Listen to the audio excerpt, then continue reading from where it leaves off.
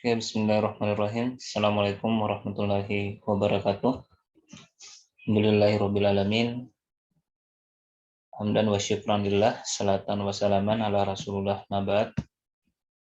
Puji dan syukur marilah senantiasa kita panjatkan kehadirat Allah subhanahu wa ta'ala.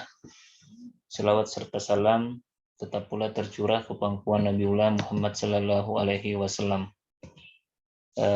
Adik-adik yang saya banggakan, pada hari ini Bapak ingin menyampaikan atau menjelaskan terkait dengan pedoman penyerahan tugas akhir atau tugas final mata kuliah perencanaan pembelajaran. Ya, jadi adapun jenis tugas final perencanaan pembelajaran, yang pertama adalah membuat pertemuan efektif, yang kedua adalah mengembangkan program tahunan, yang ketiga adalah mengembangkan program semester, yang keempat adalah mengembangkan silabus, dan yang kelima adalah mengembangkan rencana pelaksanaan pembelajaran. Nah, yang pertama, pertemuan efektif. Di sini mahasiswa diminta untuk membuat matriks pertemuan efektif. Adapun materi terkait dengan bagaimana merumuskan atau membuat matriks pertemuan efektif, nanti Bapak membagikan video pembelajaran mengenai cara merumuskan pertemuan efektif. Selanjutnya, mahasiswa membuat pengembangan program tahunan.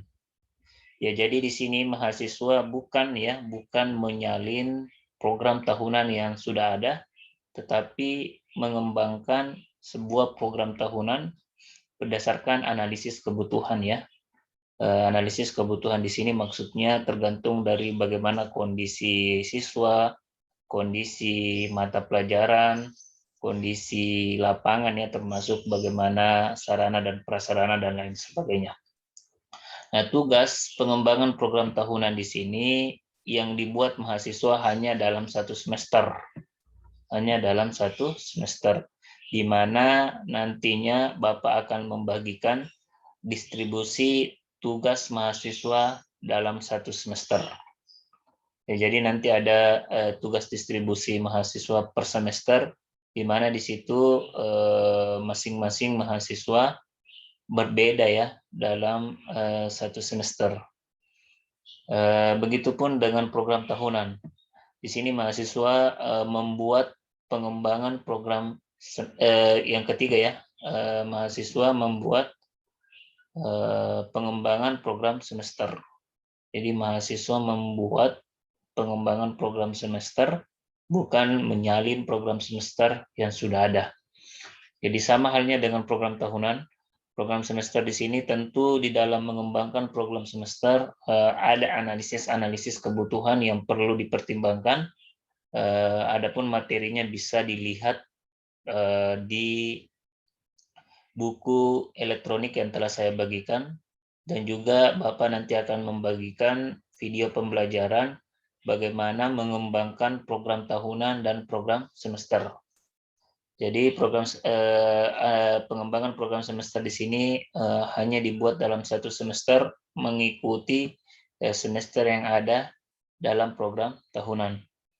Selanjutnya, mahasiswa membuat pengembangan silabus. Ya, jadi mengembangkan silabus mungkin adik-adik telah memahami sedikit ya. Ada di buku elektronik yang telah saya bagikan, dan nanti juga Bapak akan membagikan video pembelajaran terkait bagaimana mengembangkan silabus.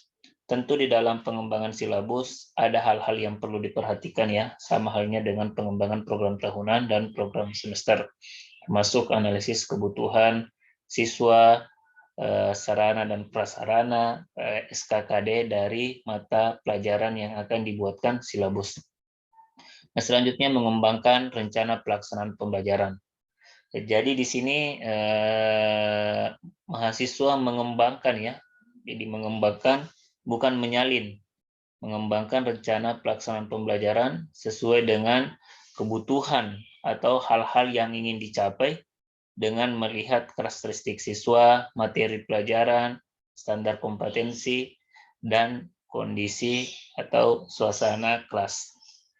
Ya, jadi RPP yang dibuat di sini minimal 5 pertemuan dalam satu semester, di mana semester itu mengikut program tahunan, program semester, dan silabus. Ya, jadi RPP yang dibuat di sini adalah RPP yang telah dirumuskan program tahunannya, program semester, dan silabusnya. Jadi RPP ini minimal 5 pertemuan. Ya, jadi itu ya, tugas akhirnya ada 5. Pertama adalah merumuskan pertemuan efektif, yang kedua mengembangkan program tahunan, yang ketiga mengembangkan program semester, yang keempat mengembangkan silabus, yang kelima adalah mengembangkan FPP. Nah, adapun aturan penugasan yaitu tugas ditulis tangan, ya, tugas ditulis tangan. Selanjutnya yang kedua, tugas ini di-scan dengan baik dan jelas. Baik dan jelas artinya tugas tersebut dapat dibaca dengan baik. Jadi di-scan dalam bentuk PDF. Yang ketiga, setelah tugas di PDF-kan, tugas dikirim di edim penugasan final ya, paling lambat 4 Juli 2021. Yang keempat, tugas final dijilid dan disatukan dengan tugas sebelumnya, yaitu kisi-kisi soal UNBK SMP, dan dikumpul secara kolektif melalui Ketua Rombel paling lambat 6 Juli 2021.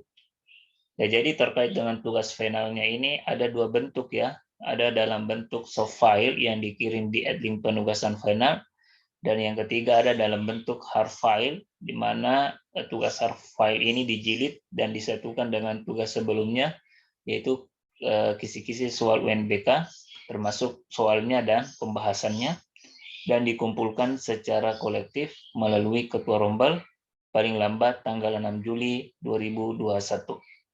Ya, itulah terkait dengan bagaimana sistematika pengumpulan tugas, dan jika ada hal-hal yang ingin dikonfirmasi terkait dengan pengumpulan tugas, silahkan tanyakan melalui WA group ya, melalui WA group, bukan Japri.